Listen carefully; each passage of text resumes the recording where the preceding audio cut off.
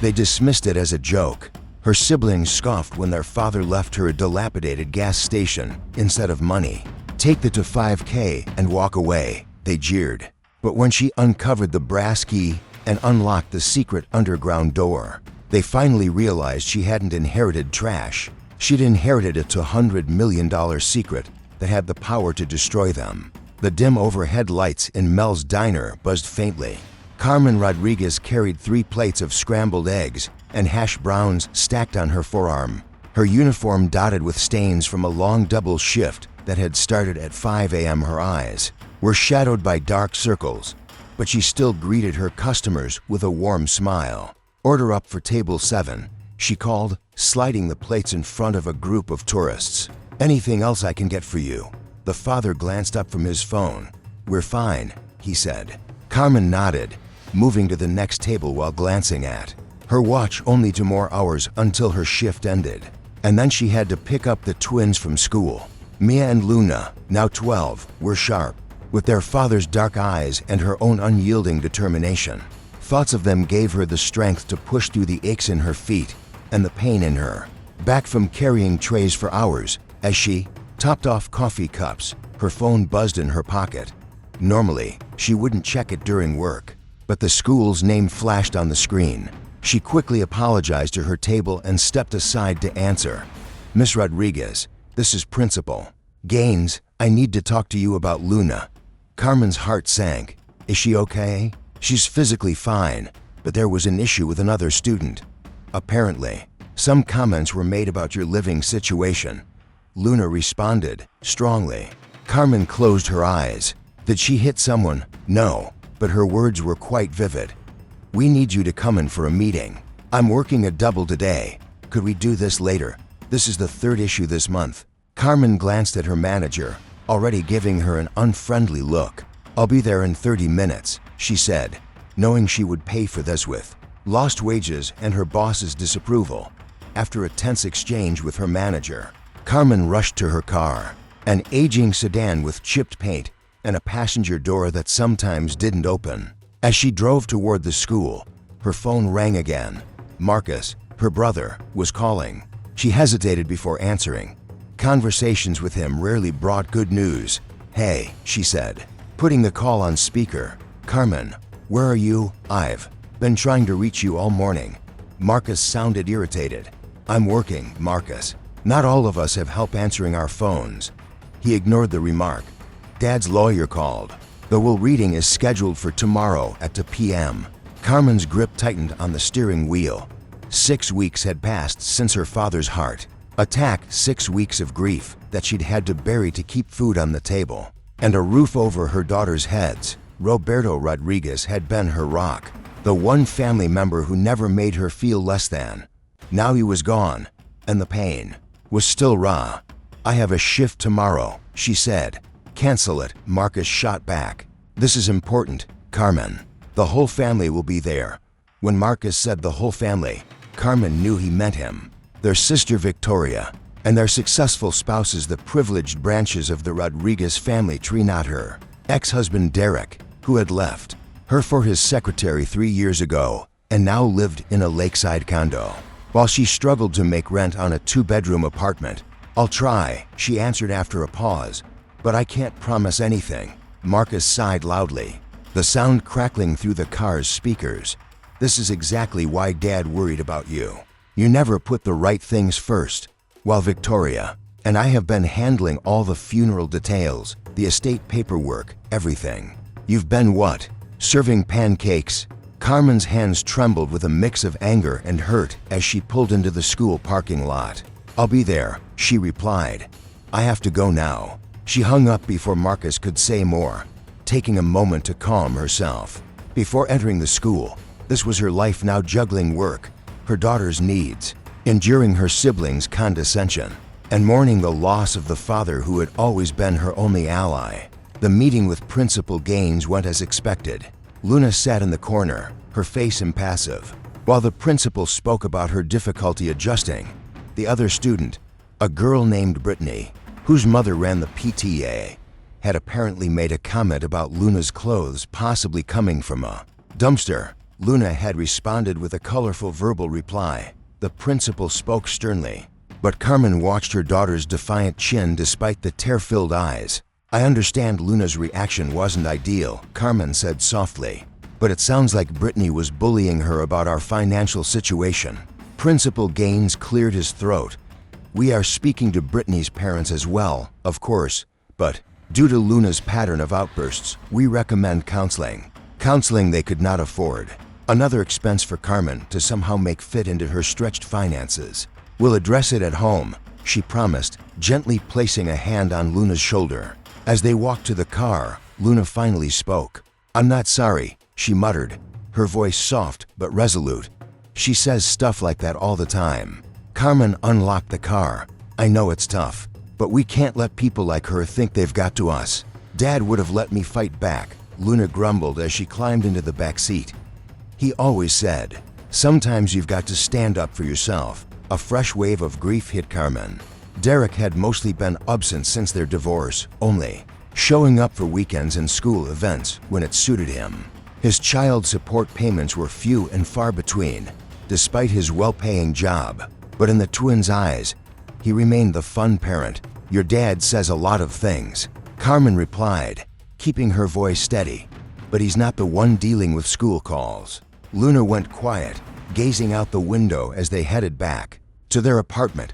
Mia would be waiting for them, probably hungry and worried about Luna.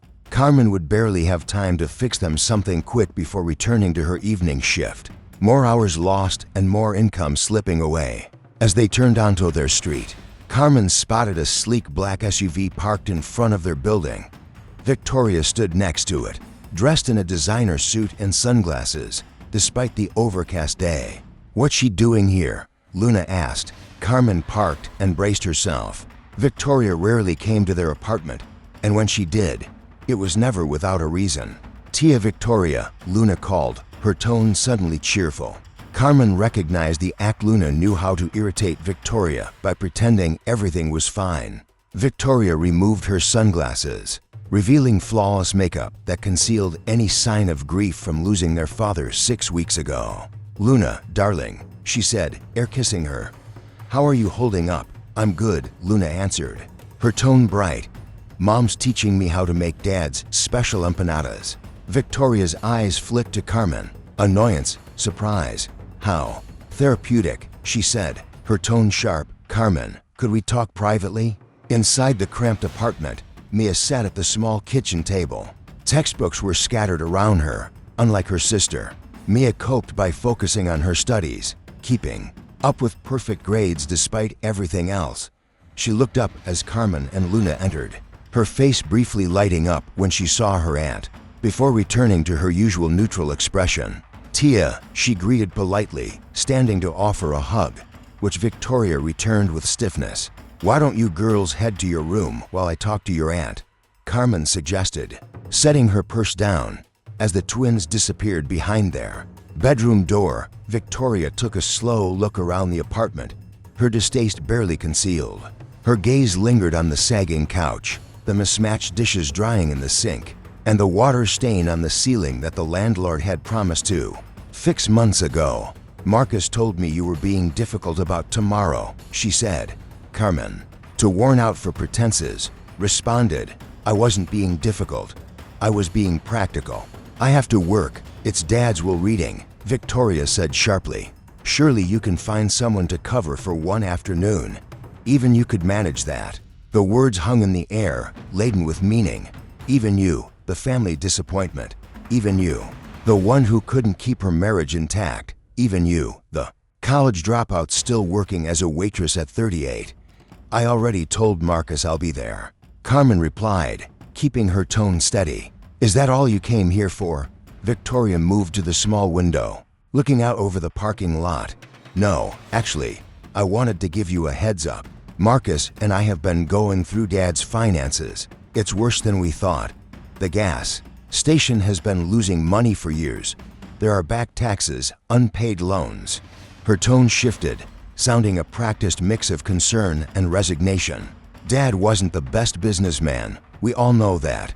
Carmen bristled, defensive. He managed to support a family of 5 and put you and Marcus through college on the income from that gas station. That was 20 years ago, before the chain stations moved in. The last few years have been tough. Marcus and I have been helping him make ends meet." Carmen was shocked. "He never told me that." Victoria's smile was thin. "Of course he didn't. He wouldn't tell you, would he? He always wanted to be your hero." The words stung because they carried some truth. Roberto had always protected Carmen from childhood bullies to her siblings' harsh words to the cruelty of her ex-husband. Even when she'd made mistakes, like quitting college to marry Derek, sacrificing her own goals to support his career. "Why are you telling me this?" now Carmen asked. "Because the estate is complicated. There are debts to settle, property to deal with. Marcus and I think it's best if we handle everything. You've got enough on your plate with." She gestured vaguely round the apartment. "All this?" "I want to help," Carmen insisted. "Dad was my father, too." "Of course, he was," Victoria said, her voice softening into something almost patronizing. "But let's be realistic. What do you know about estate law or property management?" Before Carmen could respond, the front door opened and Derek appeared, still in his sales director suit, looking furious. He barely acknowledged Victoria before turning sharply to Carmen. "Where's Luna?" he demanded. "I got a call from the school." Carmen felt a headache beginning to throb at her temples. "She's in her room. There was an incident with another student, but it's been handled." Derek's face twisted in disbelief. "Handled? This is the 3rd time this month, Carmen. If you can't control her, maybe I should step in." Victoria smoothly interjected, clearly uncomfortable witnessing the tension. "Perhaps I should go," she said, gathering her designer purse and slipping past Derek. "Good to see you," she muttered as she exited.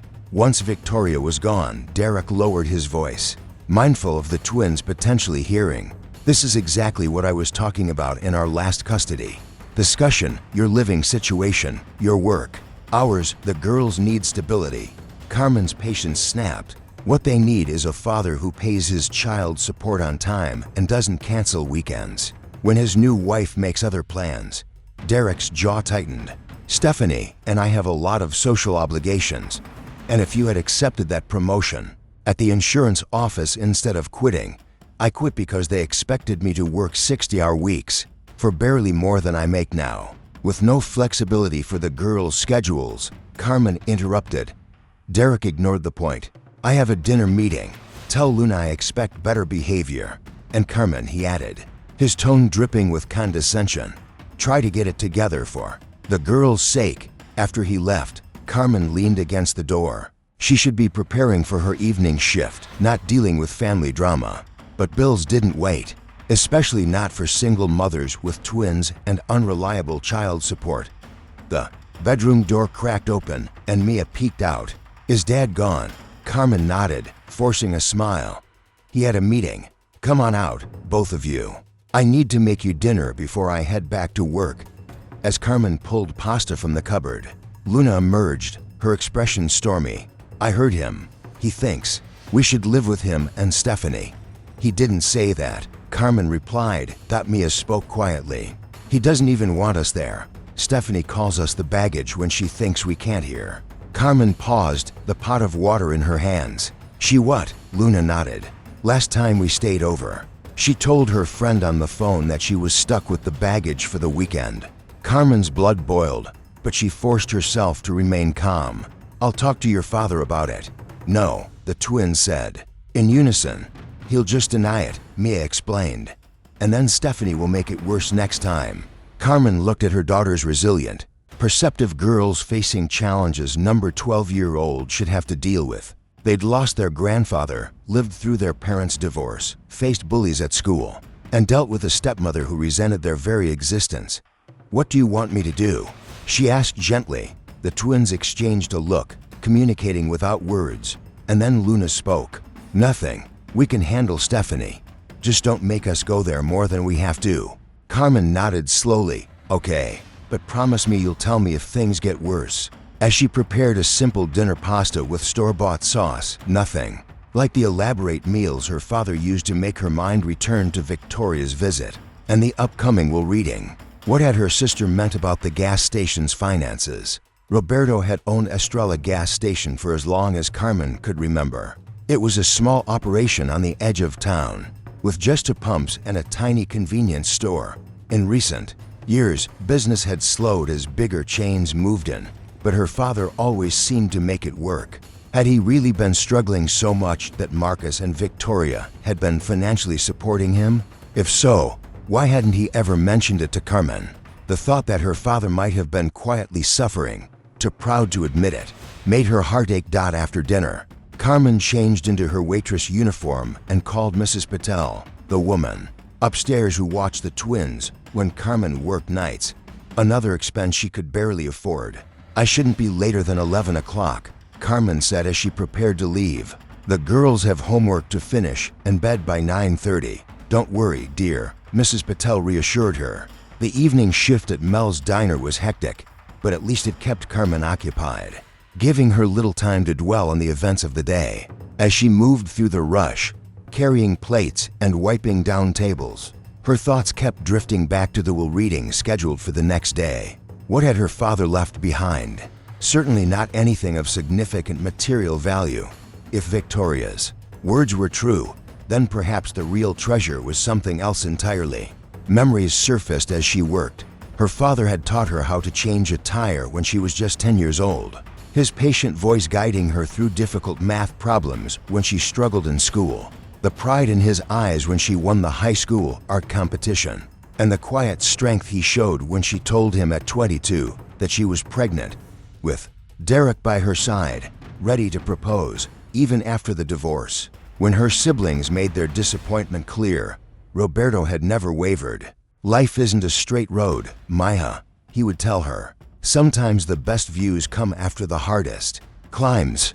By the time Carmen returned home, paid Mrs. Patel for looking after the twins, and checked on her daughters, it was nearly midnight. She was exhausted and should have gone straight to bed. But instead, she found herself reaching for the photo album her father had given her last Christmas. "So you remember where you come from," he'd said, his accent still strong after decades in the U.S. The album was filled with snapshots of Roberto's life, his early days in America with nothing but hope and determination. There were photos of him standing proudly in front of the gas station on the day he bought it, a wide grin on his face. Young Carmen, a toddler, sitting on his shoulders, family picnics, birthdays, graduations. Roberto had documented it all, creating a visual history of their family's journey. The last photo in the album was from just a year ago, at the twins' 12th birthday party. Her father's health had already been in decline, though he'd hidden it well. Carmen could now see the exhaustion in his eyes, the subtle strain in his smile. She closed the album, wiping away tears. Tomorrow, she would face her siblings, her ex-husband, and the reality of her father's estate. But tonight, she let herself grieve for the man who had always been her steady support. "I miss you, Poppy," she whispered softly into the stillness of the apartment. The next morning dawned gray and overcast, a reflection of Carmen's mood as she prepared for the will reading. She had called in sick for her morning shift. Her manager had been understanding, but reminded her that another absence this month could put her job in jeopardy. After sending the twins off to school with extra tight hugs, Carmen stood in front of her closet, trying to decide what to wear. She didn't own many formal clothes, so she settled on a simple black dress she had worn to a wedding the previous year, paired with her only decent pair of heels. As she applied minimal makeup, her phone rang. It was Derek again. "I've been thinking about Luna's situation at school," he began without any greeting. "Stephanie and I were talking, and we think it might be best if the girls spent more time with us. My neighborhood has better schools, not..." "Now, Derek," Carmen interrupted. "I'm on my way to my father's will reading." There was a brief silence. "Right, I forgot it was today. Any idea what he left you?" The question was too casual, too pointed. Carmen could feel the weight of the words. "Why do you ask?" "Just curious," he replied. "He owned that gas station free and clear, right? That's prime commercial real estate." So that was it. Derek was fishing for information about any potential assets. Even after 3 years, his opportunistic nature still caught her off guard. I have to go, Carmen said quickly, ending the call. A new worry now tugged at her. If Derek thought she might inherit money, he would surely use it to argue for reduced child support or, worse, try for custody changes. The attorney's office was located downtown in one of the glass and steel buildings that made up the city's modest skyline. Carmen parked her old sedan 2 blocks away in a public garage, deliberately avoiding parking next to Marcus's Tesla or Victoria's Range Rover. As she walked, clutching her father's photo album like a shield, Carmen mentally rehearsed what she would say to her siblings. The receptionist directed her to the 3rd floor where Michael Reeves, her father's attorney, had his office. Stepping off the elevator, Carmen immediately spotted her family in the waiting area. No one noticed her at first, giving her a moment to observe them. They were exactly what she expected: successful, polished professionals with expensive tastes and busy schedules. Marcus, with his broad shoulders and inherited height, didn't seem to carry any of their father's warmth. Victoria, with her mother's delicate features, wore a perpetual expression of judgment. It was Marcus who noticed her first. Finally, he said, glancing at his watch. Victoria looked up, her gaze quickly taking in Carmen's outfit, her lips tightening in a barely concealed assessment. Carmen, you look rested. Before Carmen could reply, the door to the conference room opened, and Michael Reeves stepped in his 60s, with silver hair and kind eyes behind wire-rimmed glasses. He was both their father's attorney and a longtime friend. Carmen, he said warmly, stepping forward to embrace her, it's good to see you. The kindness in his voice nearly broke Carmen's composure, and she briefly returned the hug before stepping back. Thank you for arranging this, Michael. Reeves nodded before turning to the others. If you'll all follow me, we're ready to begin. The conference room was formal, with wood paneling and a long table surrounded by leather chairs. Michael took his place at the head of the table, gesturing for everyone to sit. Carmen chose a seat at the far end, as far from her siblings as possible. Thank you all for coming. Reeves began, his tone shifting to professional formality. We're here today to discuss the last will and testament of Roberto Enrique Rodriguez. He opened a folder, pulling out several documents. I'll keep the legal jargon to a minimum. Essentially, Roberto's will is straightforward. He had few assets, but what he did have, he distributed with clear intent. Marcus leaned forward. We've been reviewing his finances, Michael. Victoria and I are prepared to handle any outstanding debts. Reeves gave him a brief glance. That's generous, but unnecessary. Roberto's affairs were in order. He shuffled through the papers. Let's begin with the smaller bequests. To Marcus Rodriguez, Roberto leaves his collection of vintage automobile manuals and the sum of $50. Zero. Marcus blinked, clearly surprised. $50,000. Where would Dad get that kind of money? Life insurance, Reeves explained. He maintained a modest policy. To Victoria Rodriguez, he leaves his collection of vinyl records and the sum of $50,000. Victoria exchanged a look with her husband, her lips curling slightly. The records are sentimental, but the money, that's unexpected. Carmen sat quietly, wondering what her father had left her. Perhaps the photo album, maybe some small keepsake. She had never expected anything of real value. Reeves cleared his throat. Now, to the primary bequest. To Carmen Rodriguez, Roberto leaves Estrella gas station and all its contents, including the attached apartment, all inventory, equipment, and any other assets associated with the property. A stunned silence filled the room, broken only by Marcus's incredulous laugh. The gas station, he muttered. Victoria's face hardened. Michael, that property is prime real estate. It's worth far more than the money left to Marcus and me. This is completely imbalanced. Reeves remained calm. Roberto was very clear about his wishes. The gas station goes to Carmen, along with everything associated with it. Carmen sat frozen, unable to fully process what she was hearing. The gas station? Her father had left her his business, his livelihood, the home he'd had for over 40 years. This is absurd, Marcus sneered, his voice rising. Carmen knows nothing about running a business. She can barely manage her own finances. Dad must have Been confused when he made this will. I assure you, he was of sound mind, Reeves replied firmly. The will was updated just 8 months ago. Well before his health began to decline. Victoria turned to Carmen, her expression a mixture of disbelief and irritation. What did you say to him? How did you convince him to do this? Carmen finally found her voice. I didn't say anything. I had no idea, right? Marcus interrupted, his tone dripping with sarcasm. You had no idea he was leaving you a piece of commercial property worth hundreds of thousands. Reeves raised a hand, signaling for silence. If I may continue, there's a letter from Roberto that he asked me to read. He cleared his throat and began, My dear children, if you are hearing these words, then I have passed on to whatever comes next. I hope it is somewhere with good fishing and better coffee. Carmen couldn't help but smile through her tears. That sounded just like her father. I know my decision regarding Estrella gas station may come as a surprise to some of you, Marcus. Victoria, you've both built successful lives and careers. You have wealth, status, and security. You don't need a struggling gas station to add to your portfolios. Carmen has faced hardships: her divorce, raising two wonderful granddaughters on her own, working multiple jobs to make ends meet.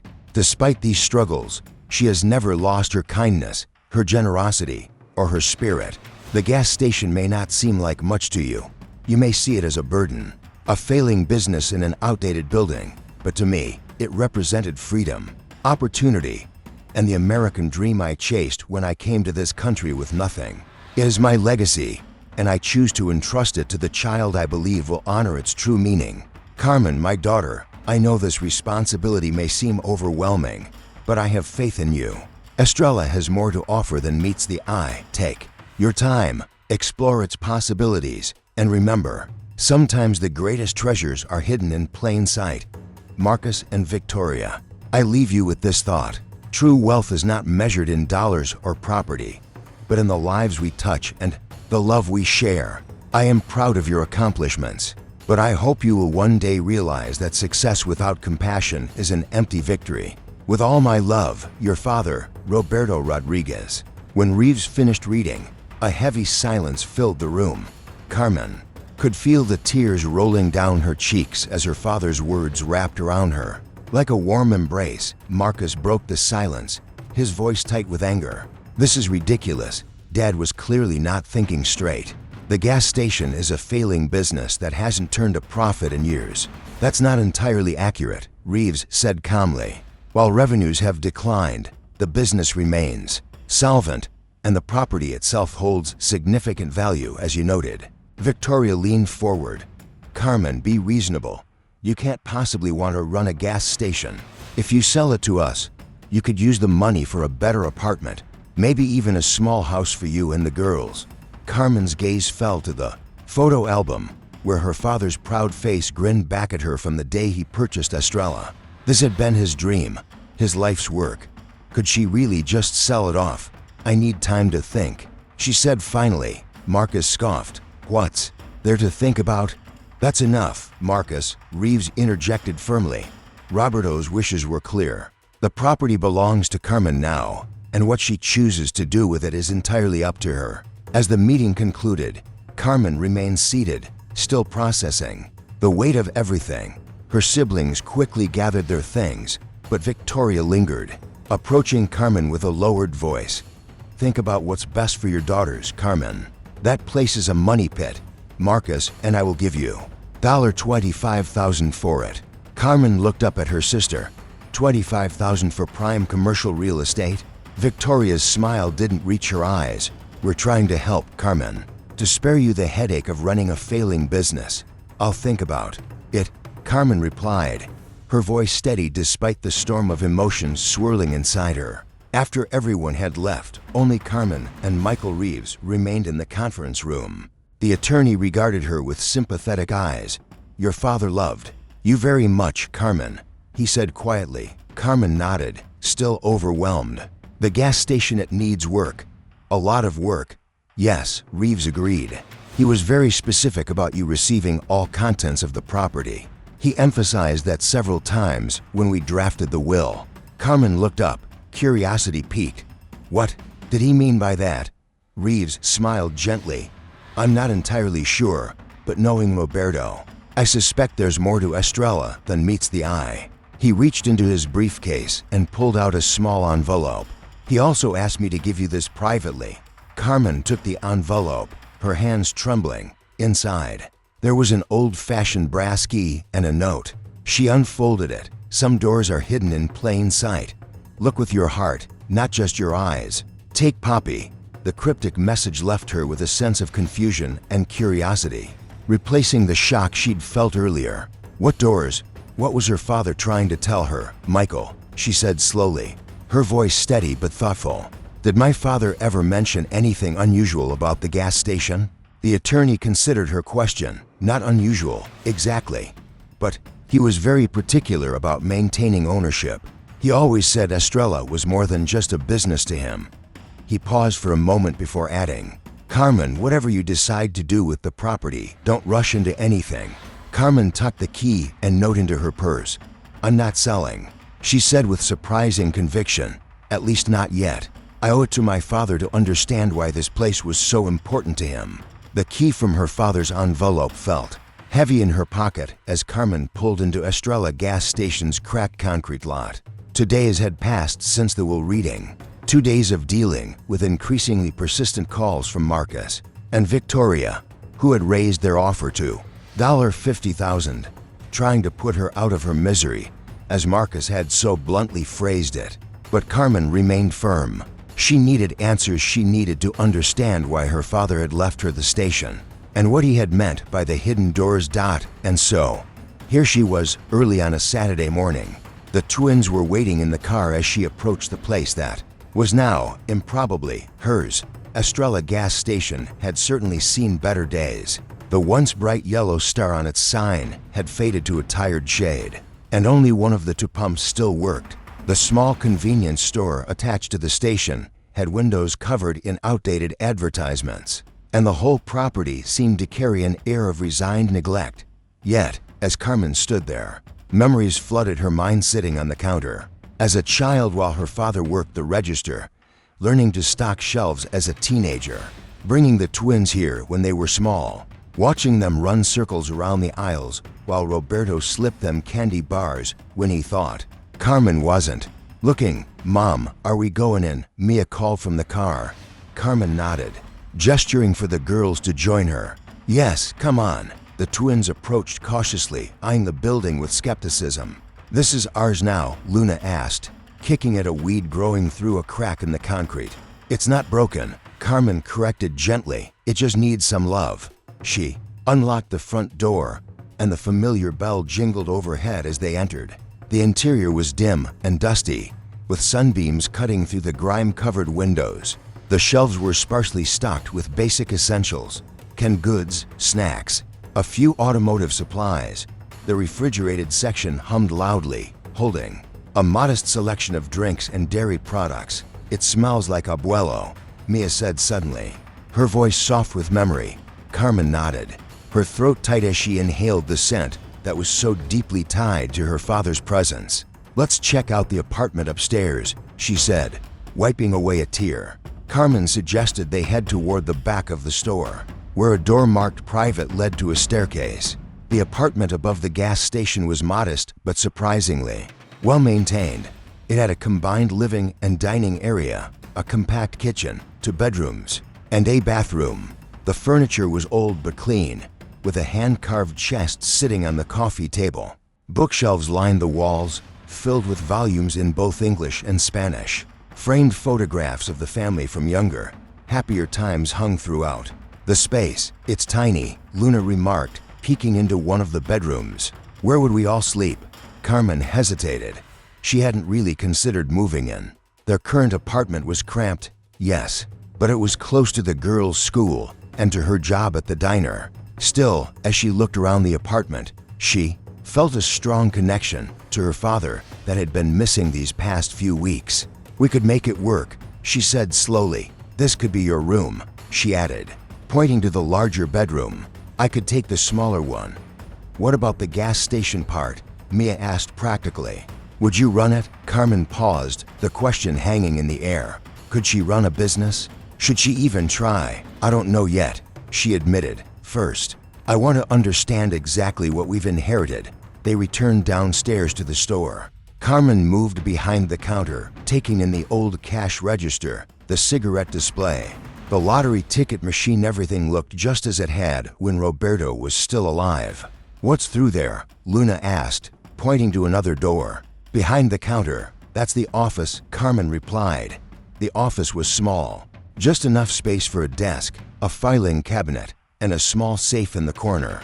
Papers were neatly stacked on the desk, and a calendar on the wall still showed the month of Roberto's passing. As though time had stood still, Carmen sat in her father's chair, running her hands over the well-worn desk. What had he been trying to tell her with that key and cryptic note?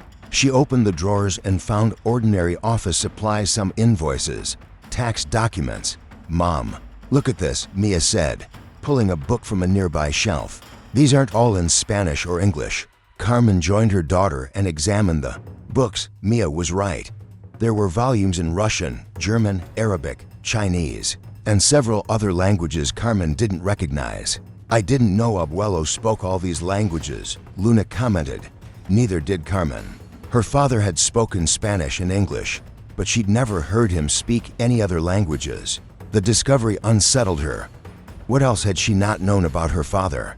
Opening the top drawer of the filing cabinet, Carmen found neatly labeled folders, invoices, receipts, insurance, everything a small business might have. But in the back of the drawer was another folder, simply labeled Correspondencia, correspondence.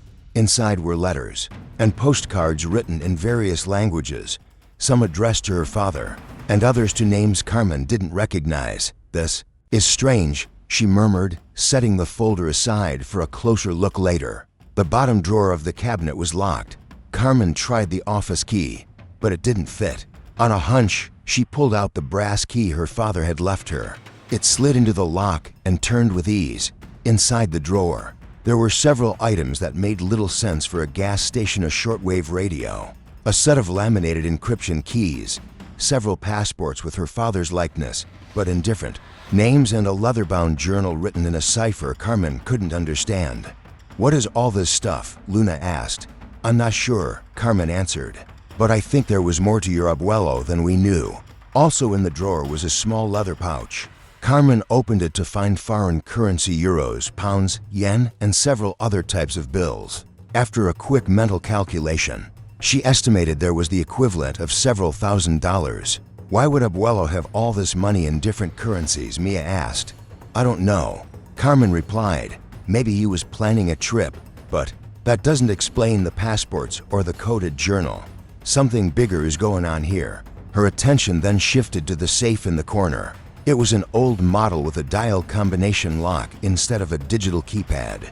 Carmen knelt before it, trying to guess the combination. She tried his birthday, then hers, then the date he had bought the gas station. None of them worked. Try the twins' birthday, Mia suggested. Carmen turned the dial 1 to 410 and heard a satisfying click. Inside the safe were several USB drives, a small handgun, and a stack of photographs. The photos showed Roberto with different people, many in military or official settings. In one, he stood beside a man in uniform adorned with high-ranking decorations. In another, he was shaking hands with a man who looked strikingly similar to a younger version of the current CIA director, though that seemed impossible. Mom, who are these people with Abu? Luna asked. I don't know, Carmen replied, her voice barely above a whisper. I don't know any of them. What had her father been involved in? The evidence in front of her suggested something far beyond the life of a simple gas station owner. Before Carmen could process these new discoveries, the bell over the store's front door jingled. She quickly closed the safe and drawer, tucking the key back into her pocket. Hello, she called, stepping out of the office with the twins behind her. We're not actually open yet. Her voice trailed off when she saw her brother Marcus standing in the store, his expression a mix of impatience and disdain. Beside him was a middle-aged man in a well-tailored suit, carrying a leather portfolio. There you are, Marcus said, as though they had been looking for her for hours instead of walking in unannounced.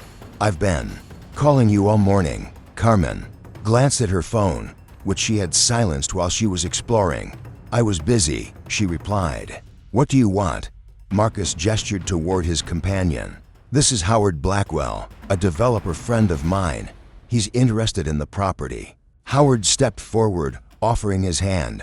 "Miss Rodriguez, pleasure to meet you." Carmen didn't take his hand.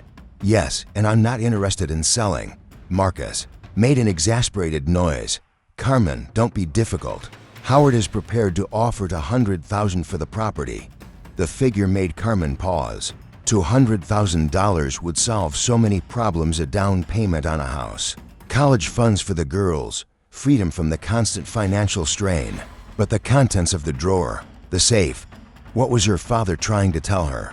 "I need time to consider my options," she said, her voice firm. Finally, Howard said with a practiced smile, "Of course, taking over a business is a big responsibility." Marcus stepped closer, lowering his voice. "Carmen, be realistic. You're a waitress. You know nothing about running a gas station. Dad left you a burden, not a gift." "Carmen," she said, maintaining eye contact with her brother, "why don't you go upstairs and check out the bookshelves more thoroughly?"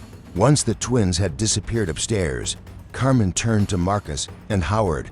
"Let me be very clear," she said. "I am not selling today, not to you, and not to any developer. My father left me this station for a reason, and I intend to honor his wishes by understanding what I have before making any decisions." Howard looked to Marcus, clearly uncomfortable with the tension. "Perhaps we should reschedule this discussion when Ms. Rodriguez has had more time to adjust to her new circumstances." "Fine," Marcus snapped. "But Carmen, don't let sentimentality cloud your judgment. This place is a money pit. It needs new pumps, updated tanks, and a full renovation to be competitive." "I'll figure it out," Carmen said, her voice steady. "Now, if you'll excuse me, I have a lot to do here," Carmen said, returning to the office. She reopened the locked drawer, eager to examine its contents more closely. The coded journal seemed like the most promising place to begin. She flipped through the pages, which were filled with meticulously recorded dates, names, and notes, all written in a code she couldn't yet decipher. "Mom," Mia's voice came from the doorway. "There's someone else here." Carmen quickly closed the drawer and followed Mia out to the store area. Standing there was a woman in her mid-50s, with an unremarkable appearance, except for her exceptionally good posture and sharp, alert eyes. "Good morning," Carmen greeted her. "I'm afraid we're not officially open yet." The woman's eyes scanned Carmen closely. "You must be Roberto's daughter." Something about her tone made Carmen take notice. "You knew my father well?" she asked, studying the woman's face. "I was a regular customer," the woman replied. Carmen noticed the slight accent in her speech, something Eastern European, possibly Russian. The books on her father's shelf suddenly came to mind, many written in Cyrillic. "I'm sorry," but Carmen began, unsure how to proceed. "Of course," the woman interrupted. "It must be a big adjustment for you." Her expression softened a little. "Roberto was a special man, irreplaceable, really." She seemed on the verge of saying more, but then her gaze shifted to the twins, and her attention turned. "Will you be continuing the business then?" "I'm not sure yet," Carmen replied, her voice betraying her uncertainty. Elena nodded understandingly. Then she reached into her purse, but froze suddenly, a flicker of alarm crossing her features as something fell from her hand onto the floor between them. Carmen bent to retrieve it. It was a passport, not an American passport, but one with Cyrillic lettering, a diplomatic passport. "I'll get that," Elena said quickly, but Carmen had already picked it up. "You're a diplomat?" Carmen asked. "Just a minor consular official," Elena said, her voice casual. "Nothing interesting." Elena quickly reached into her wallet and pulled out 5 $100 bills, holding them out. "Perhaps we could forget this little incident. I'm not supposed to be shopping while on duty." "That's not necessary," Carmen said, pushing the money away. "Your secret is safe with us. You're very much like your father," Elena said, her voice low but sincere. He understood. Discretion. Elena tucked the money back into her purse, but handed Carmen a business card instead. "If you decide to continue the business, call me. I'd be happy to be your first official customer." After Elena left, Carmen examined the card. It only listed a name and a phone number, with no title or organization. That was weird. Luna commented from the counter. Carmen nodded, though she couldn't help but agree. I don't know, but I think this is connected to whatever Abuelo was involved in. Over the next week, Carmen balanced her shifts at the diner with the daunting task of learning about Estrella. She couldn't afford to quit her job yet, but she began cleaning the store, taking inventory, and getting familiar with the operations. The twins helped after school, initially reluctant, but gradually warming up to the idea as they discovered more of their grandfather's belongings. The strange customers continued to arrive. About a dozen regulars appeared at predictable times, purchased minimal items, and often engaged in brief, hushed conversations in various languages. Carmen began documenting these interactions in a notebook, noting descriptions, languages spoken, and any unusual behavior. One particular customer, a tall man with a military bearing, came in every Tuesday at exactly 10:15 a.m. He had looked alarmed when Carmen couldn't respond to his greeting in German. "Roberto didn't teach you?" he had asked, genuinely surprised. That is unexpected.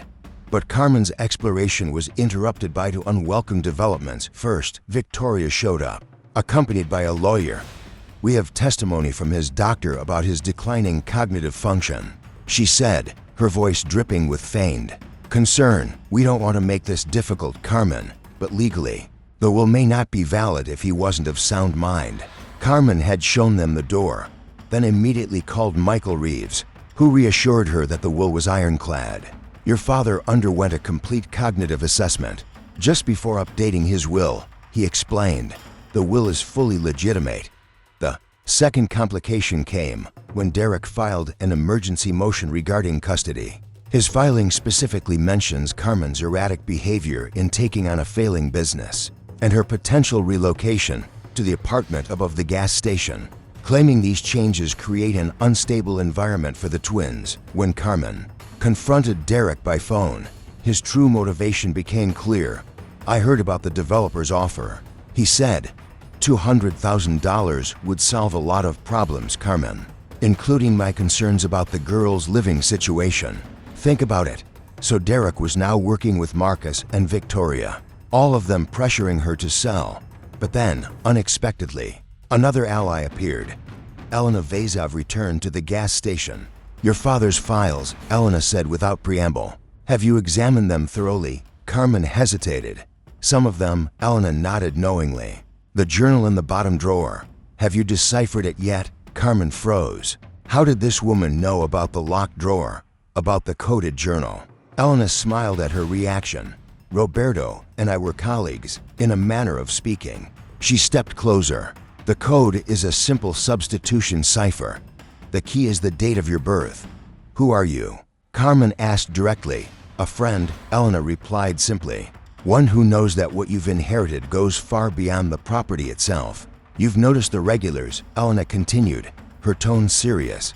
Carmen nodded slowly. "Yes, the ones who barely buy anything but come religiously. They come for something far more valuable." Elena said, "This location, it serves a special purpose, one your father maintained for nearly 30 years. "What purpose?" Carmen asked, though a nagging suspicion was forming in her mind. Elena met her gaze directly. "I think you already suspect the truth. Roberto was not just a gas station owner. Was he a spy?" Carmen ventured, the thought almost absurd. "Not exactly," Elena replied, pausing for effect, "but he worked with people like me, people who need secure locations, discreet meeting points, and reliable intermediaries." There was a long pause before Elena added, "There's more to discover. The apartment isn't the only space above the store, and below, that's where the real value lies." Before Carmen could ask more questions, Elena's phone buzzed. Her expression shifted to one of alert focus. "I have to go," she said.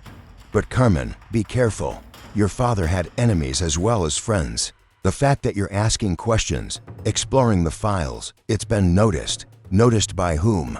Carmen demanded. "Both sides," Elena replied cryptically. "Those who valued your father's work and those who opposed it." Elena headed for the door but turned back. "The key he left you, it doesn't just open the drawer. That night, after closing up the station, Carmen brought the journal home to her apartment. Using her birth date as the key, she began to decipher the entries. What she uncovered was staggering. Detailed records of meetings, exchanges of information, and people passing through the gas station over the years. The journal carefully avoided explicitly stating the nature of the operation, but Carmen could read between the lines. Her simple, hardworking immigrant father had been running some kind of intelligence operation from his humble gas station. The next day, 3 visits confirmed her growing suspicions. First, a health inspector showed up, citing anonymous complaints about code violations. He was determined to find issues, scrutinizing every corner of the store before finally issuing citations for minor problems Carmen suspected had never even been mentioned during her father's time. Next, Carmen received a notification that the scheduled gasoline delivery had been canceled due to payment issues, despite the account being in good standing, according to the records she had reviewed. As if that wasn't enough, one morning she arrived at the station to find crude graffiti spray painted across the front of the store, symbols that were barely discernible, along with the word leave. But Carmen Rodriguez was her father's daughter, and if there was one lesson Roberto had ingrained in her, it was this: sometimes you had to stand your ground, especially when others tried to push you aside. That evening, after sending the twins to stay with Mrs. Patel, Carmen returned to the gas station alone. Elena's words echoed in her mind. The key he left you, it doesn't just open the drawer. What else could it open? Carmen moved through the store and the apartment, trying the key in every lock she could find. None worked. In the office, she scrutinized the walls, searching for any irregularities. Behind the filing cabinet, she noticed a faint discoloration in the paneling. Moving the heavy cabinet aside, she revealed a seam in the wall. Pressing against different spots, she finally heard a faint click. A small section of the panel slid aside, revealing a keyhole. With trembling hands, she inserted the brass key her father had left her. The wall shuddered, then silently swung inward, revealing a hidden passage behind the office. Carmen grabbed a flashlight and stepped through. She found herself in a narrow corridor that led to a small room containing a service elevator, old but surprisingly well maintained. Beside the elevator was a numeric keypad. She thought about possible codes. Following Elena's advice from the journal, she tried her birth date again, 51/12/82. The keypad flashed red. What other date might have been significant to her father? She tried his birthday, the twins' birthday, and the date he purchased the gas station. None worked. Then it hit her: the numbers on the safe, 12/20 for 10. She had assumed it was the twins' birthday, December 24th, 2010. But what if it was written in European date format? She typed 12/20 for 10 into the keypad. The light flashed green, and the elevator door slid open. Carmen stepped inside. The elevator had only 3 buttons: G for ground, B for basement, and another simply marked with the number 3. She pressed B first. The elevator descended smoothly, and the sensation suggested it was traveling farther than just one floor. When the doors finally opened, Carmen found herself in a space that completely defied her expectations. Before her stood a fully equipped communication center, computer workstations, satellite equipment, radio systems, and walls of filing cabinets. One wall was covered in maps marked with pins and notations. Another displayed photographs, some of her father with various officials, and others of people she didn't recognize. In the center of the room was a large table with secure phone lines. Carmen moved to one of the computer workstations and pressed the power button. To her surprise, the screen hummed to life, requesting a password. Again, she tried her birth date, and again, she was denied access. A framed photograph on the desk caught her eye. It was a picture of her father standing before Estrella gas station on its opening day. Below the image was the date 8/1578. She entered those numbers. The computer unlocked, and the screen filled with files, documents, and what appeared to be a database of names and locations. But what caught Carmen's eye most was a video file labeled for Carmen. She clicked on it. Her father's face appeared on the screen, recorded sometime before his death. He looked tired but determined. Carmen, Mejia, he began, his voice steady, but full of emotion. If you are watching this, then you have found the key both literally and figuratively. You have discovered the truth about Estrella, about my real work all these years. He paused for a moment, gathering his thoughts. What I am about to tell you will sound unbelievable, but every word is true, and now that I am gone, you need to know everything. Roberto leaned closer to the camera. Estrella gas station is not just a business. It is a CIA safe house and communication center, established in 1978. When I first came to this country, I was not just an immigrant. I was an intelligence asset, recruited for my language skills and connections to help America during a critical time in the Cold War.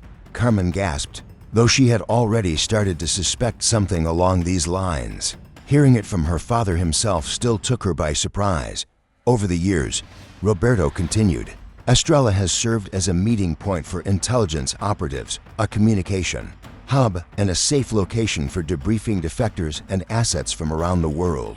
Those regular customers you've noticed by now, they're active and retired intelligence personnel who still use the station as a secure meeting point.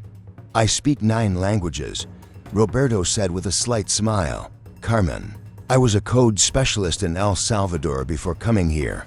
The U.S. government gave me this opportunity to serve my adopted country while building a life for my family. The gas station business was real but secondary to my primary mission. Carmen sat back, trying to process this revelation. Her father, the quiet, humble man who had taught her how to change tires and helped with her homework, had been working for the CIA all along. Now, about your inheritance, Roberto continued. The gas station property itself is valuable, yes, but the real inheritance is much larger. Over my 30 years of service, I was well compensated. Though I kept this hidden from everyone, even your mother, there's approximately $50 million in offshore accounts, accessible through the files on this computer. Additionally, I acquired property safe houses in 12 different countries, worth around $75 million. There's also a collection of gold and artifacts, gifts from grateful governments, stored in a secure location worth about $40 million. Finally, the CIA established a trust fund for my outstanding service, containing $35 million. Carmen felt the room spin around her. $200 million. Her father had been worth $200 million, all while living modestly above a gas station, driving an old truck, wearing the same jacket for 20 years. Why didn't you tell us? She whispered to the screen. You may wonder why I lived so simply. Why? I never told you about this wealth, Roberto replied, his expression becoming sad. The answer is twofold: security and values. My work required absolute discretion. Living lavishly would have drawn too much attention. But more importantly, I wanted you and your siblings to develop character, to understand the value of hard work and service to others. He paused, clearly regretful. Marcus and Victoria chose different paths. They pursued wealth and status above all else. You, Carmen, despite your struggles or, perhaps because of them, developed the qualities I value most: compassion, resilience, integrity. That's why I've left Estrella and everything associated with it to you. You will use this inheritance wisely for good purposes, not just for comfort or status. Roberto's expression grew solemn. There's one more thing you should know. Elena Vazov is your CIA handler now. She has been watching over you since my diagnosis, protecting you without your knowledge. Trust her. She will help you understand everything and guide you through the transition. I am sorry for the secrets. Mejia, I hope you can forgive me. Know that everything I did was to protect you and to serve a purpose greater than myself. I am so proud of the woman you have become, the mother you are to my beautiful granddaughters. You are stronger than you know, smarter than you believe. You are my greatest achievement. The screen went dark, and Carmen sat in stunned silence, tears streaming down her face. Everything made sense now. The strange customers, the multiple languages, Elena's cryptic comments, her siblings' pressure to sell the property quickly. She wiped her tears, standing with a newfound determination. But as she prepared to return upstairs and begin processing everything she had just learned, A notification on the computer caught her attention. The security system, which had been running in the background, flashed a warning. Perimeter breach. North entrance. The alert flashed again. Perimeter breach, north entrance. Carmen's heart pounded as she frantically searched the control panel, desperate to find a way to monitor what was happening upstairs. Her eyes landed on a bank of darkened monitors. She pressed a button that seemed to be the power switch, and the screens flickered to life, showing different areas of the gas station, from security cameras she hadn't known existed. One screen displayed two men in dark clothing attempting to force the back door. They wore masks and moved with the precision of professionals. Carmen reached for her phone to call the police, but she hesitated. If her father had kept this place hidden for decades, bringing in local law enforcement could jeopardize ongoing operations. Plus, how would she explain the underground facility? Just then, her phone rang. The screen showed Elena's name. "Do not call the police," Elena said immediately as Carmen answered. "Security has already been alerted. Stay where you are. There are men breaking in upstairs." Carmen whispered, "I know. They're not after the gas station. They're after the information in the basement." Elena's voice was calm, yet urgent. "Is the elevator secure?" "Yes, I think so," Carmen replied. "Good. The elevator and the passage are designed to be undetectable. Stay quiet. Stay hidden. Help will be there in for minutes."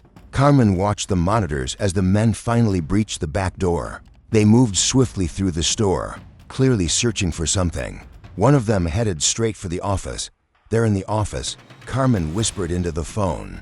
"They'll find the passage." "No, they won't," Elena reassured her. "Not without the key." "Do you have it with you?"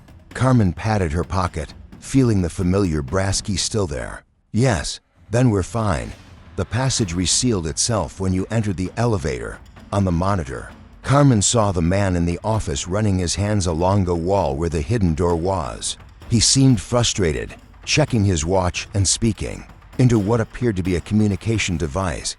"Who are they?" Carmen asked. "Former associates of your father's targets," Elena replied, her voice cryptic. "People who would prefer certain information to stay buried." The man in the office began pulling books from the shelves, his search growing more frantic.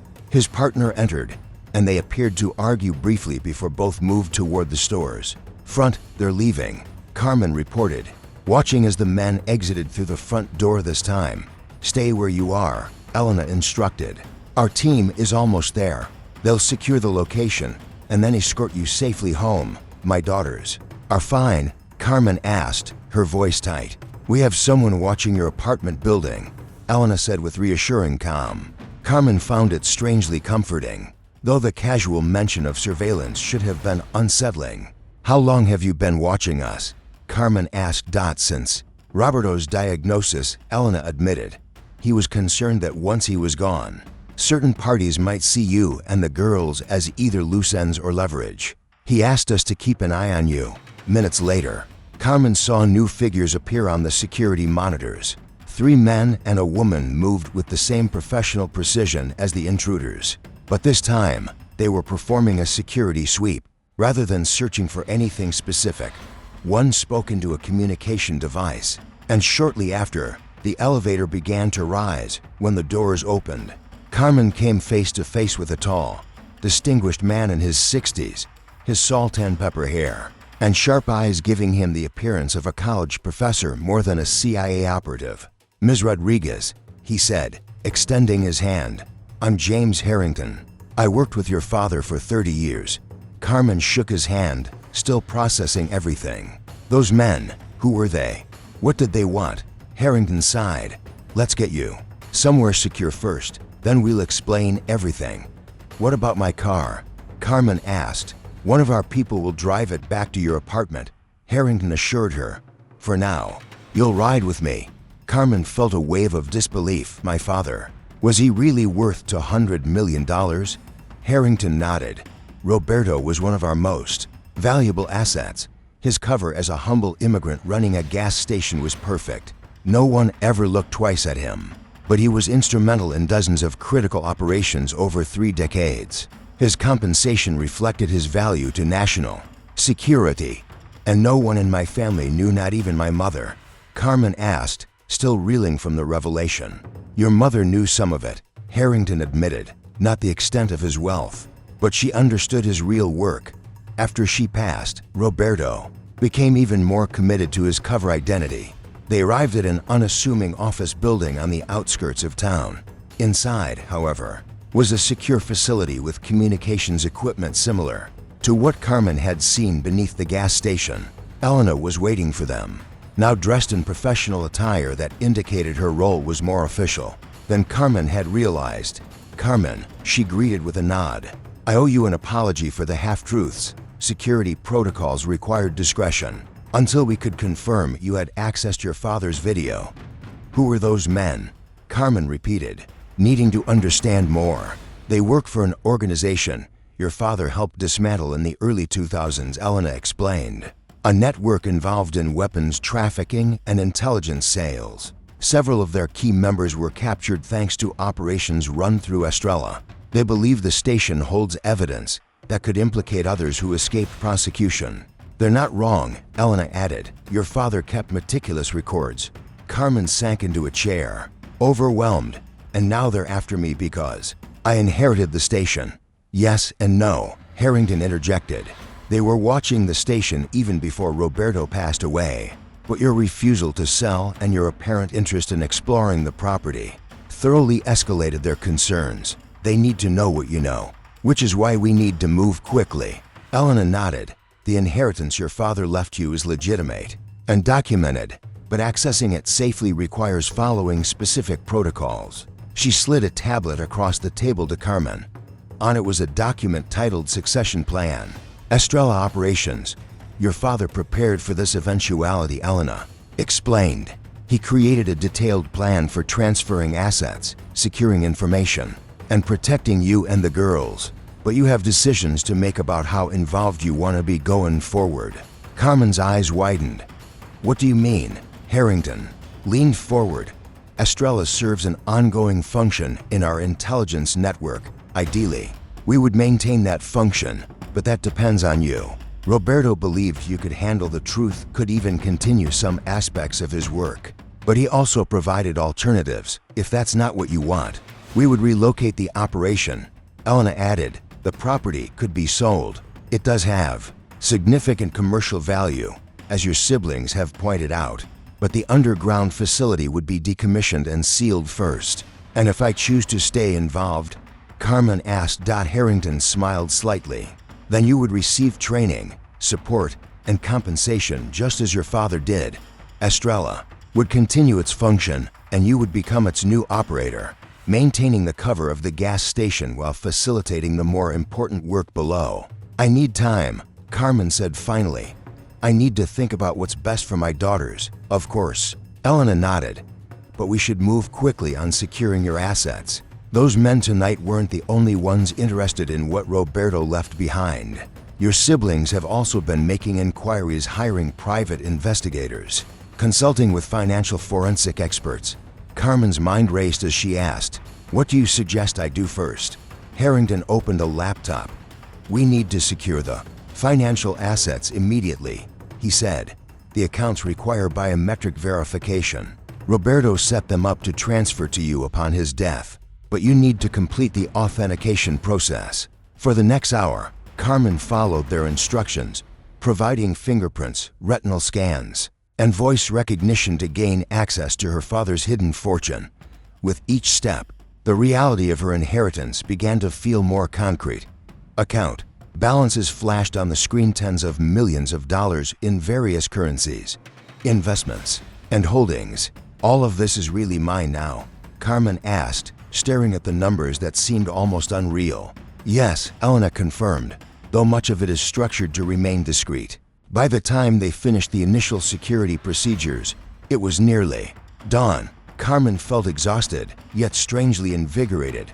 "We should get you home," Harrington suggested. "Your daughters will be waking up soon." As they prepared to leave, Elena handed Carmen a secure phone. "Use this to contact us."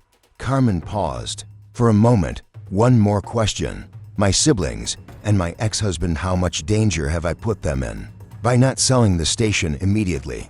Harrington's expression turned serious. "Your instincts are correct, Carmen. Your father said you'd be aware. There's something you should know about Marcus and Victoria. Their push for you to sell isn't just about the property value. What do you mean? Carmen asked. Confused, Elena tapped the tablet in front of her, bringing up documents and photographs. Marcus has been involved in some questionable dealings, including with the very network your father helped dismantle. He may not fully understand the extent of their operations, but he's been facilitating transfers of restricted technology, and that's raised some major red flags. And Victoria? Carmen asked, dreading the answer. Real estate is excellent for money laundering, Harrington replied grimly. She's been helping several criminal organizations funnel money through property transactions. She may not know exactly who she's working for, but ignorance isn't a defense. Carmen felt nauseous. Her siblings had built their lives on criminal connections, all while looking down on her for her modest, honest existence. Your father knew, Elena added softly. It broke his heart. He was actually investigating them in his final months, compiling evidence for federal authorities. That's why he left everything to me, Carmen realized. Not just because he trusted me, but because he knew Marcus and Victoria were compromised. Harrington nodded. Roberto believed you were the only one who would handle the inheritance ethically. He hoped that by leaving everything to you, he could force Marcus and Victoria to face consequences before they sank any further into criminal activity. Carmen swallowed hard. What about Derek, my ex-husband? Elena hesitated. Your ex-husband's new wife, Stephanie. She has connections to a foreign intelligence service. We believe she targeted Derek specifically because of his connection to your family. The revelation hit Carmen like a punch to the gut. Stephanie, the woman who had called her daughter's baggage, was a foreign operative. Derek hadn't left her for love. He'd been targeted as part of an intelligence operation. Does Derek know? Carmen asked, her voice shaking. We don't believe so, Harrington replied. So, my whole family, none of us knew who my father really was. And all of us have been used or manipulated in some way. Your father protected you as best he could, Elena said gently. And now we're trying to do the same. But you need to be careful. The people who came tonight will try again. And your siblings may become desperate once they realize you've discovered the truth about the inheritance. When Carmen arrived home, Mrs. Patel reported that the twins had slept peacefully. Carmen thanked her and sent her home. By the time Mia and Luna woke up, Carmen had made her decision. She would accept her father's legacy, all of it. She would protect his work and use the resources he left her to secure a future for her daughters. But she would do it her way with transparency and integrity. Mom, you're home early, Mia observed. Finding Carmen at the table. Did something happen? Carmen smiled at her daughter. Yes, something happened. Something big. And I think it's time I tell you both the truth about your abuelo's gas station. As the girls listened, wide-eyed, to a carefully edited version of the truth, Carmen felt a weight lift from her shoulders. Her father had carried his secrets alone for decades. She wouldn't make the same choice. She would share what she could with those she trusted, creating a circle of support instead of isolation. So, we're rich now? Luna asked after Carmen had finished explaining. We have resources, Carmen corrected gently, and we'll use them wisely, the way Abuelo would have wanted. Not to show off or stop working hard, but to create security and help others. What about Uncle Marcus and Aunt Victoria?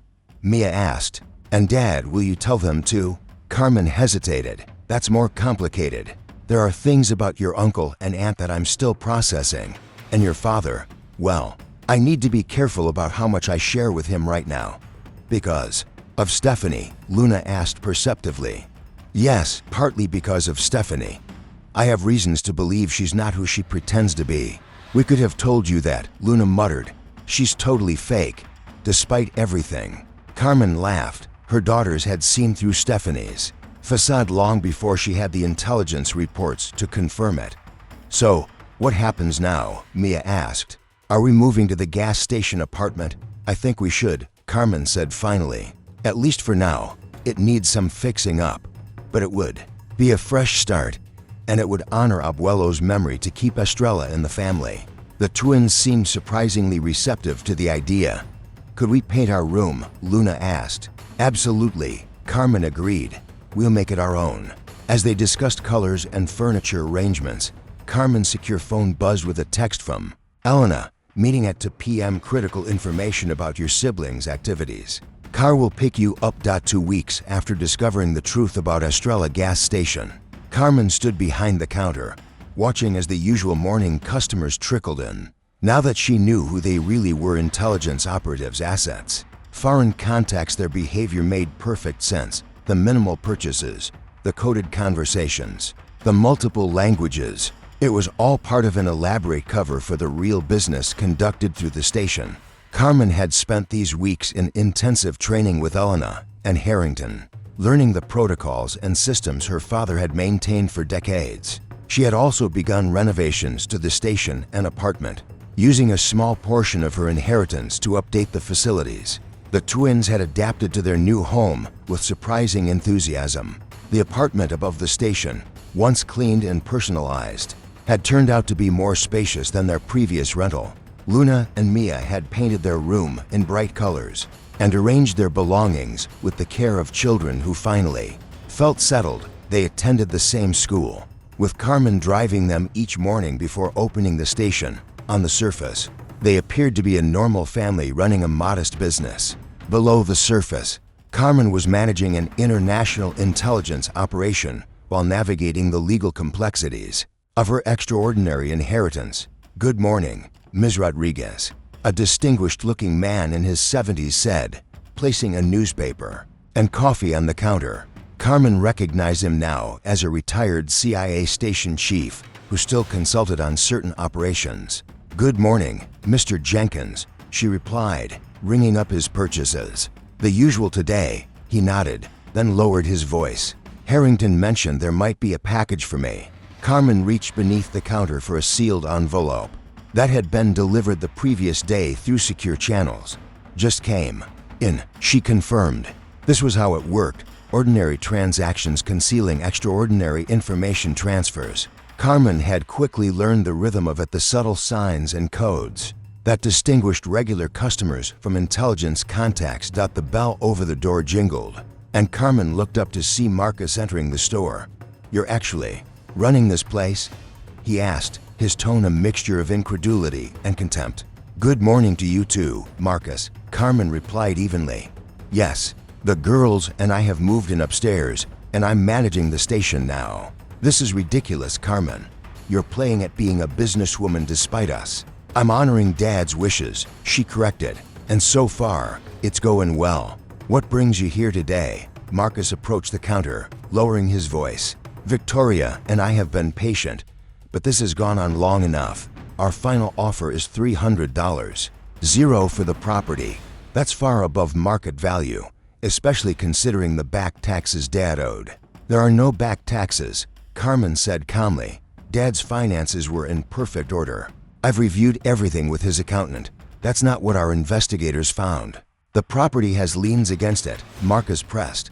"Carmen, you're inheriting debt, not assets." "Your investigators are mistaken," Carmen replied, "but I appreciate your concern." Before Marcus could respond, the door opened again and Elena entered, now dressed as a regular customer. "Good morning," she greeted, nodding at Carmen and giving Marcus an assessing look. "Am I interrupting?" "Not at all," Carmen assured her. "My brother was just leaving." Marcus glared at Elena before turning back to Carmen. "This conversation isn't over. Victoria and I are meeting with another attorney tomorrow. Dad wasn't of sound mind when he made that will, and we can prove it." After he stormed out, Elena approached the counter. "Your brother seems upset," she remarked. "He and Victoria can't accept that Dad left them only $50,000 each while giving me the station." Carmen explained. "They're looking for ways to invalidate the will. They won't succeed," Elena said confidently. Roberto was thorough in establishing his competency, but their persistence is concerning for other reasons. She glanced around, ensuring they were alone, then leaned in. "The FBI has been building cases against both of them based on the evidence your father compiled. Marcus' dealings with restricted technology exports and Victoria's real estate transactions with known criminal entities. They're close to making arrests, but they wanted to make sure you were secure first." "When?" Carmen asked simply. Soon, Elena replied. Possibly within the week. We wanted you to be prepared. Once they're arrested, there will be media attention, questions about your father, and the family business. We've prepared a cover story that protects the classified aspects while explaining the basics. Carmen nodded, a knot forming in her stomach. And Derek, Stephanie? Counterintelligence has been monitoring Stephanie, Elena said. They'll move on her separately. Probably after your siblings' arrests to avoid tipping her off. Elena's expression softened slightly. Your ex-husband appears to be an unwitting participant, but he'll still face questioning. The conversation was interrupted by Carmen's secure phone buzzing with an alert. She checked it, a chill running down her spine as she read the message. The twins' school just called, she said, looking up at Elena with alarm. Someone tried to pick them up. Elena hesitated before nodding. We can arrange that. But Carmen, it won't make tomorrow any easier. Throughout the night, Carmen pored over the files her father had meticulously compiled on his own children. The evidence was damning. Marcus had knowingly facilitated the transfer of restricted technology to foreign, intelligence-connected entities, accepting millions in payments routed through offshore accounts. Victoria had helped launder over $100 million for drug cartels using her real estate business, taking a percentage of each transaction. By morning, Carmen had come to terms with what needed to happen. When Harrington called to confirm the arrests were underway, Carmen felt an unexpected calm. This wasn't just about securing her father's legitimate assets for her. It was about ensuring justice would be served, justice that would extend even to her own family. The media explosion came faster than expected.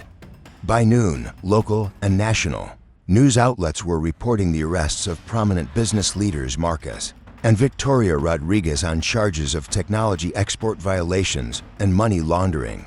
Their connections to international criminal organizations were highlighted, along with the shocking revelation that the investigation had been initiated by evidence gathered from their own father.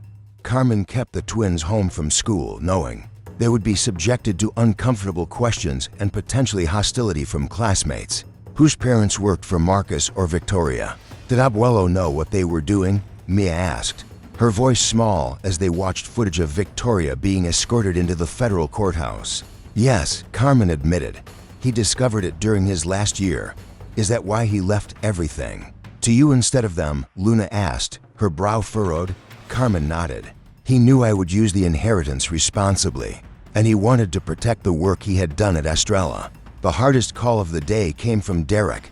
He sounded shaken, desperate. Carmen, have you seen the news? They've arrested Stephanie. They're saying she's some kind of foreign agent, and they've been questioning me for hours about my connections to Marcus and Victoria. Are you under arrest? Carmen asked, her heart skipping a beat. No, they seem to believe I didn't know anything. But Carmen, this is insane. Your whole family spies, criminals. What the hell is going on? Carmen could hear the genuine confusion in his voice, and for a moment, she felt a pang of sympathy. Derek had many flaws, selfish, opportunistic, and a mediocre father, but he didn't seem to be a knowing participant in espionage or criminal activities. I can't discuss it over the phone, she said carefully. But Derek, the girls need stability right now. This is going to be all over the news, and they're going to hear things about their uncle, aunt, and Stephanie. I need you to be supportive and present, not adding to their stress. There was a long pause before he replied, his voice uncharacteristically humble. You're right. Can I come see them? I need to make sure they're okay. Carmen agreed to a visit the next day, with the stipulation that he come alone and keep the conversation positive. As the day wore on, reporters began gathering outside Estrella gas station, drawn by the connection to the sensational arrests. Carmen remained inside with the twins, grateful for the security team that kept the media at a distance. Elena managed the perimeter, occasionally updating Carmen. Victoria's lawyer is already floating the mentally incompetent father defense, she reported during one update, claiming Roberto was delusional about his children's activities because of his illness. It won't work. The evidence is too solid, but they'll try to drag his name through the mud. And Marcus? Carmen asked.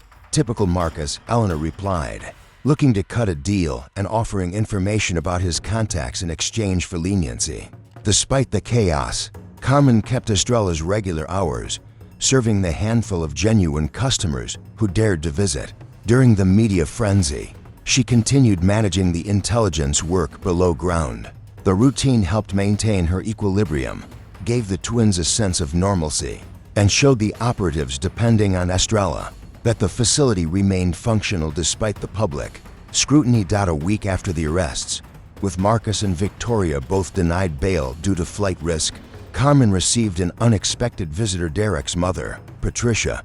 "I had to see you," she said when Carmen let her in, "to understand what's happening. Derek is a mess. The girls must be confused. And you're suddenly running a gas station in the middle of a scandal." Carmen had always liked her former mother-in-law. Patricia had been kind to her. Even after the divorce, she had never fully approved of Stephanie, but maintained a relationship with Carmen. And the twins, despite her son's new marriage. "It's complicated," Carmen admitted, leading Patricia upstairs to the apartment. "But the girls are doing okay. They get that from you," Patricia observed, settling at the kitchen table. "Carmen, I need to ask. Did you know?" Carmen considered how much to reveal. Patricia had always been trustworthy and deserved some explanation. "I only discovered the truth recently," Carmen said carefully.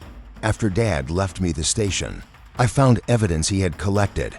I realized what was happening and contacted the authorities. I had no idea about Stephanie until they told me she was under investigation.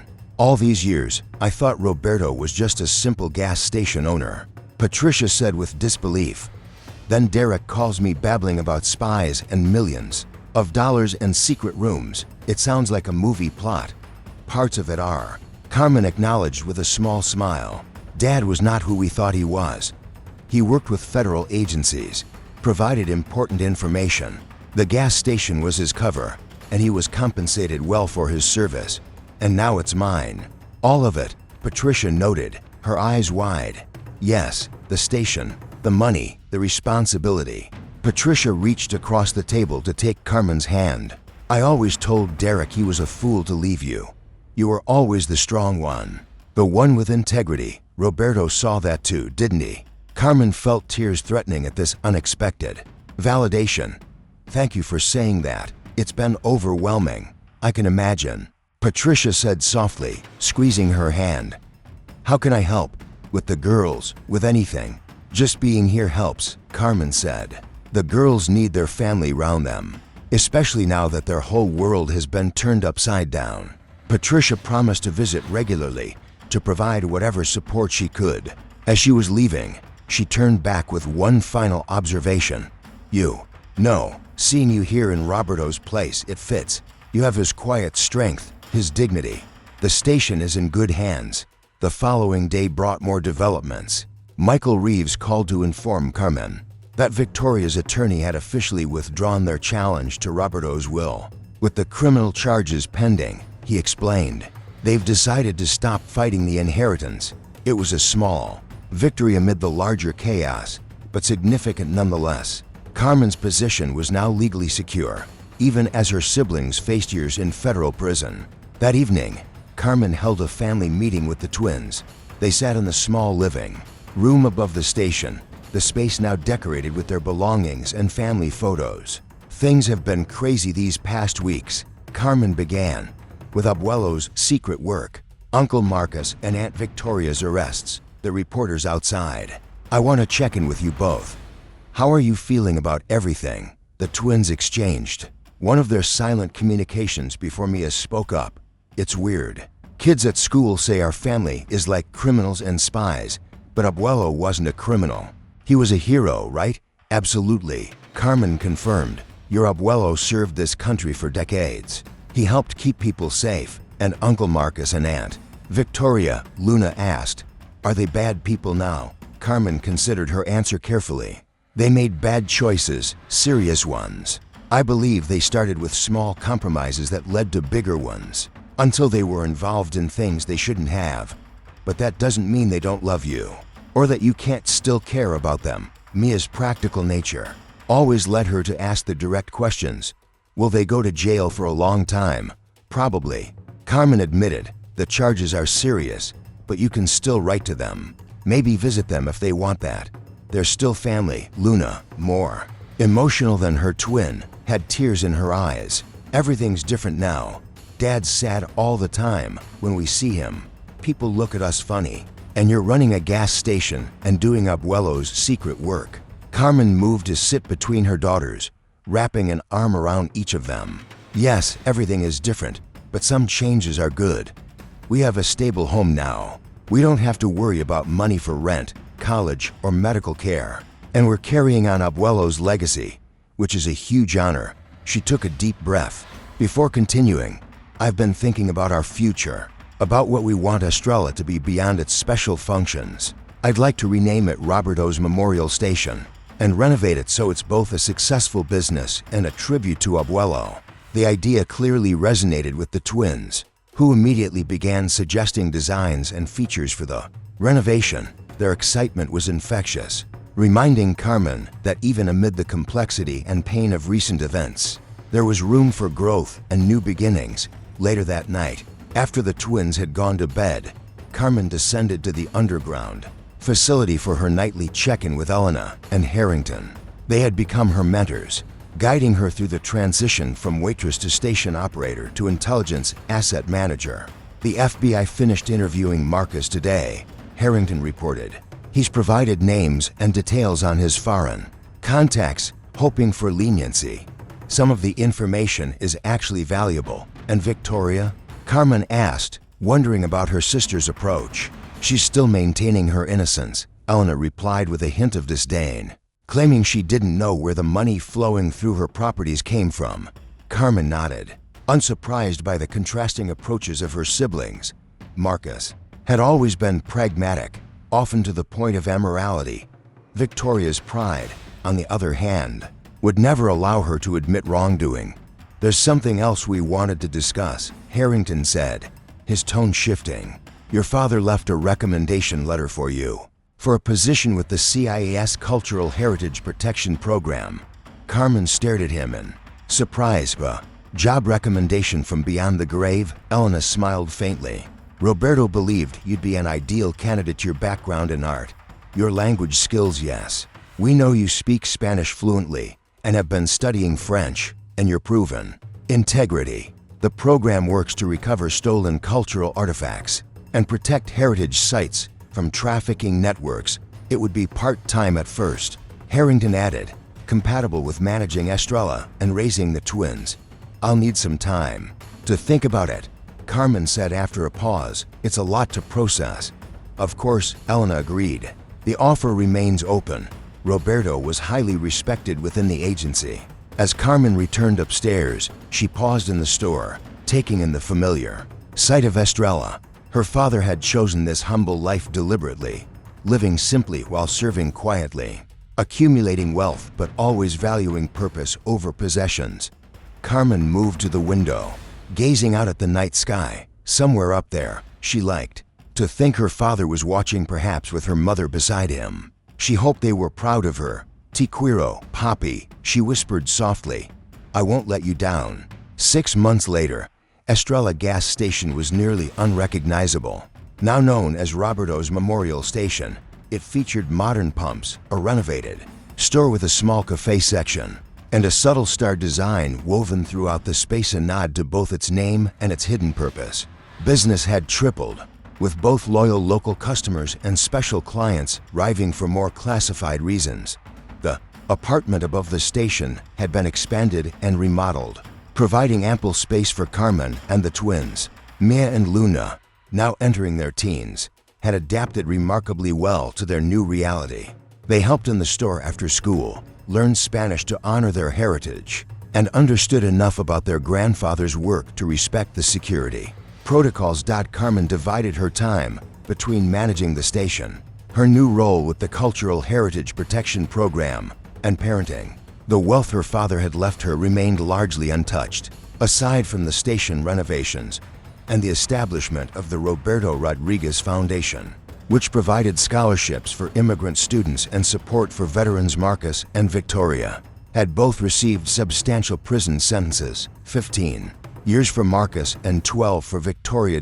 Carmen visited them monthly, a difficult but necessary connection she maintained for the sake of family healing. The visits were strained, with neither sibling fully accepting responsibility for their actions. But Carmen persisted, believing that reconciliation, however limited, was worth pursuing.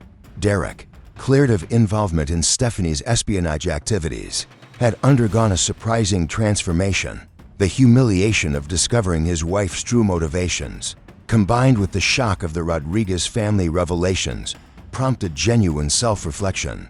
While they would never reconcile romantically, they had found a way to co-parent effectively. Elena had become both a friend and a colleague, teaching the twins self-defense and beginning to instruct them in Russian, much to their delight.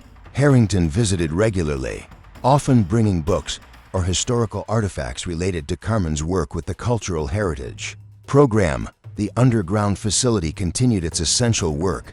Now, with Carmen as its primary manager, she had proven to be an adept leader, quickly learning the ropes of her father's operations. The operatives who relied on Estrella as a safe location had accepted her readily, many commenting that she reminded them of Roberto. One evening, Carmen stood behind the counter, watching as Luna helped a customer select coffee beans from the new gourmet section while Mia restocked the refrigerated drinks. Elena entered, now a familiar presence that required no pretense. "Good evening, Rodriguez family," she greeted, accepting the cup of coffee Luna immediately prepared for her. "How's business?" "Steady," Carmen replied with a smile. Both kinds. They had developed a shorthand for discussing the dual nature of Estrella's operations. "I have news," Elena said, lowering her voice slightly. The team in Budapest recovered the artifacts. Carmen felt a surge of satisfaction. Her work with the Cultural Heritage Program had recently focused on tracking stolen medieval manuscripts believed to be moving through Eastern Europe. Her contribution had helped recover priceless historical documents before they could disappear into private collections. "That's wonderful," she said. "Will they be returned to the original museum?" Elena nodded, giving appropriate credit to the anonymous expert who had helped make it possible. After Elena departed and the twins went upstairs to start their homework, Carmen took a moment to walk through the store, appreciating how far they had come in just 6 months. The renovations had transformed the physical space, but the deeper transformation had been within herself and her daughters. They had gone from struggling financially to managing millions, from being mocked by their wealthy relatives to understanding the true meaning of success and service. Carmen paused at the newly installed memorial plaque near the entrance. It featured a photograph of Roberto on the day he purchased Estrella, along with a simple inscription: Roberto Rodriguez, 1952 to 2022, immigrant, entrepreneur, American patriot. His greatest legacy wasn't what he owned, but what he stood for. The words captured the essence of her father's life and the lesson Carmen hoped to pass on to her daughters. "Have you ever discovered something valuable that others overlooked?" Carmen asked softly. "Or perhaps you've been underestimated by family members, only to prove them wrong in the end." She smiled, then continued, "Share your stories in the comments below. We'd love to hear about your experiences with hidden value and unexpected discoveries. And if you enjoyed Carmen's journey, from struggling single mother to the keeper of her father's extraordinary legacy, please consider subscribing to our channel. Until next time, keep looking beneath the surface.